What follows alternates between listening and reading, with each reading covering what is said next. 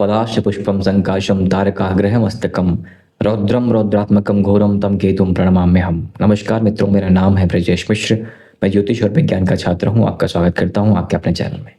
मित्रों, आज हम बात करने वाले हैं जो केतु का नक्षत्र परिवर्तन अभी से लेकर अगले 8 महीनों के लिए हो रहा है।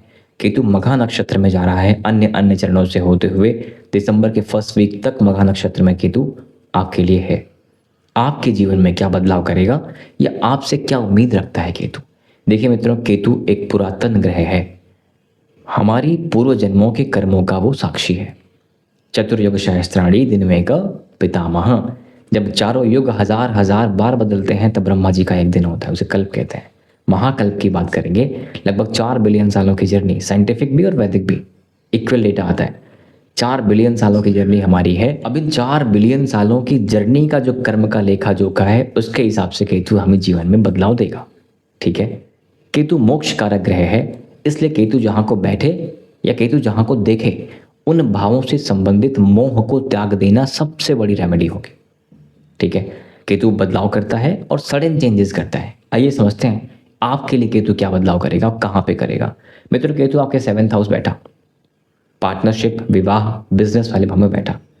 उसके बाद ये आपके 11वें घर को देखेगा, लाभ वाले भाव को, इनकम वाले भाव को देखेगा, फर्स्ट हाउस को देखेगा और थर्ड हाउस को देखेगा। आइए शुरू करते हैं फर्स्ट हाउस से। क्या होगा? देखिए मित्रों, केतु के सामने राहु है, यानी फर्स्ट हाउस में राहु है। केतु देख रहा है, यानी राहु केतु मिक्स। अब इमोशंस कैसे होने वाले हैं? पहली बात तो यहाँ पर केतु का इम्पैक्ट होने से आप एकांत की तरफ जाओगे, संबंधों में भी एकांत की तरफ जाओगे। आप देश में रहो, दुनिया में रहो, महफिल में रहो, लेकिन आप कहीं ना कहीं अकेला फील करने वाले हो। और ये अकेलापन आपको परेशान भी कर सकता है और आपको मज़ा भी दिलाएगा। परेशान तब करेगा जब आप चाहो कि कोई और रहे मेरे साथ।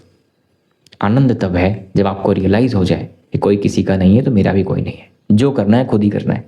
ठीक है, तो केतु आपको अकेले में बिठा करके राहु के कारण बड़े गोल्स, बड़े विजन, बड़े ड्रीम कराता है। ये राहु है, फर्स्ट हाउस बैठा हुआ है, राइट। तो एकांत में तो रहने का मन होगा, लेकिन गोल्स बड़े आप रखने वाले हैं।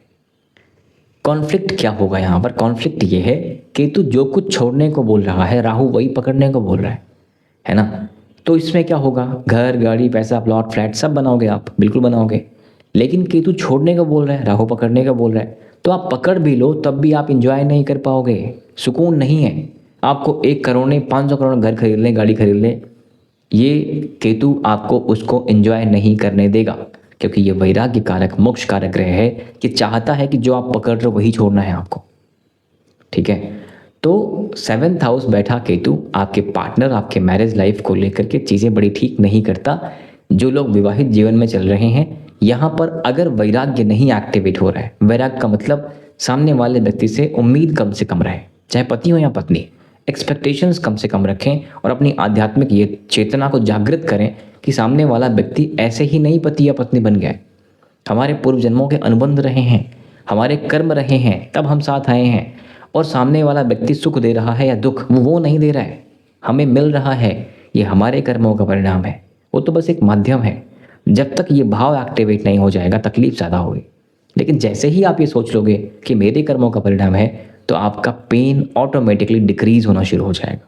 ठीक है, तो पहली बात तो विवाह संबंधित चीज़ों को लेकर के एक्सपेक्टेशंस कम से कम रखनी है। और जो दूरियां बन रही हैं, मानसिक या फिजिकल डिस्टेंस बन रहा हो, उन दूरियों को स्वीकार करना है। ये दूरियां अभी के लिए अच्छी हैं।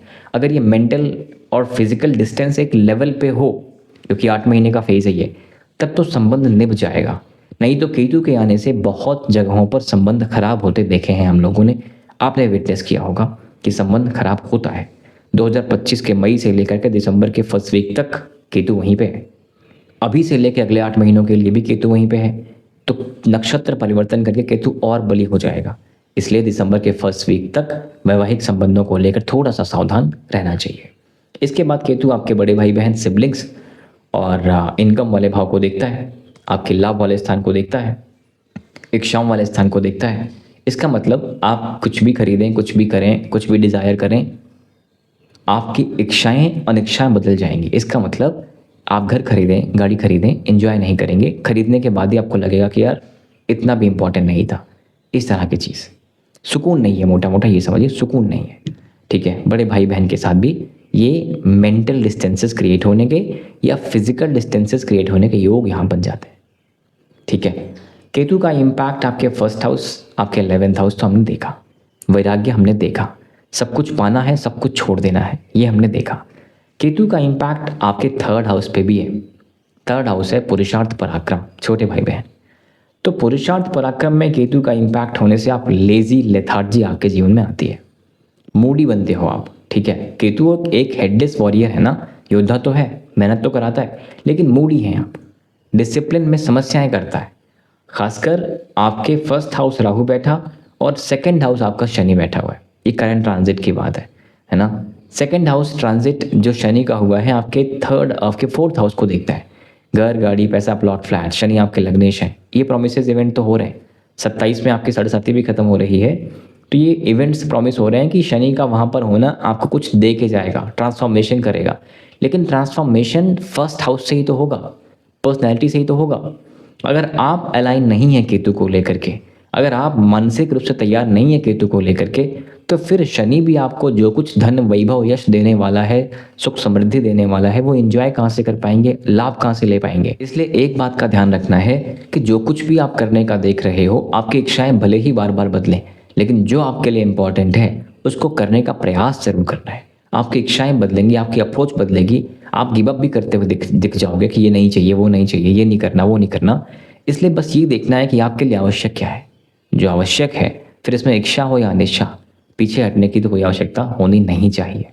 ठीक है, यही राहु आपके फिर 5th हाउस को भी देखता है।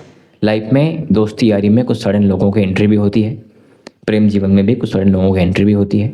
सेम टाइम पे शादी को लेके भी राहु का इम्पैक्ट है, तो शादी में भी सडन किसी की एंट्री होती है।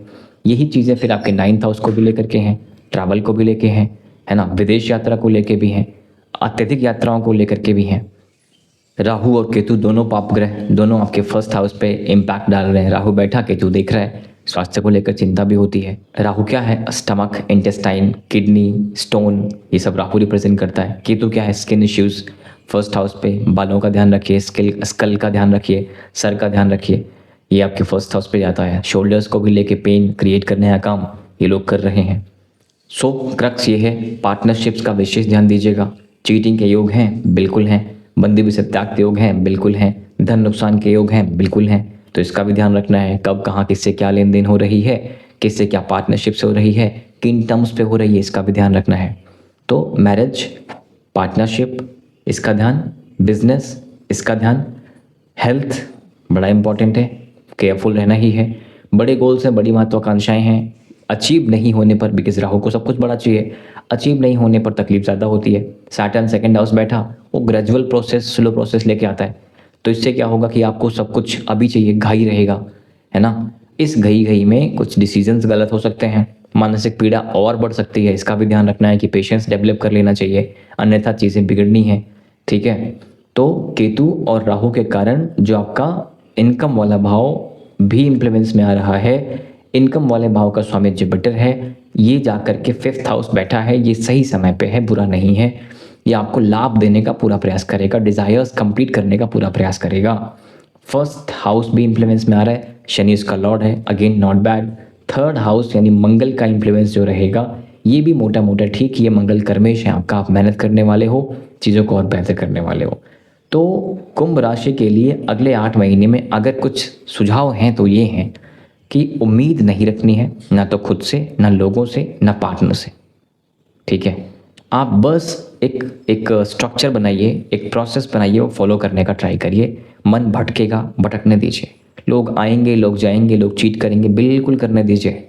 जो कंट्रोल आप खुद पे कर सकते हो वो करने का ट्राई कर लीजिए बस। किसी और पे आपका कोई कंट्रोल नहीं है, अपने ऊपर कंट्रोल है, उसको करने का प्रयत्न करिए। नियतम कुरु कर्मत्वम कर्म ज्यायो है कर्मणः, तो बस आपको नियत कर्म करना है। उपायों की बात करें मित्रों, पहली बात तो ये बदलाव स्वीकार करने के लिए चंद्रमा को बलि करना पड़ेगा। चंद्रमा को बलि करने का मतलब आपकी डेली भगवान शंकर को जल और डीप ब्रीदिंग होनी चाहिए। नंबर 1, शीर्षासन कर सकें बहुत अच्छा है। ठीक है, दूसरी चीज़ गणेश जी की आराधना करना। बुधवार के दिन पान का पत्ता, पान के पत्ते पर मोदक और साथ में दूर्वा चढ़ाना काफ़ी अच्छा रहेगा। स्ट्रीट डॉग्स को लेके खासकर ब्राउन अगर हों सीडॉक्स वो अच्छा है। कंबल दान करना काफ़ी अच्छा माना जाएगा। 9 मक्खी रुद्राक्ष धारण करना काफ़ी अच्छा माना जाएगा केतु के लिए। केतु के बीज मंत्रों का 17,000 बार जाप करना काफ़ी अच्छा माना जाएगा। सो दैट्स इट मित्रों, आपके सपोर्ट के लिए बहुत बहुत धन्यवाद। Thank you very much. नमस्कार, जय श्री राम।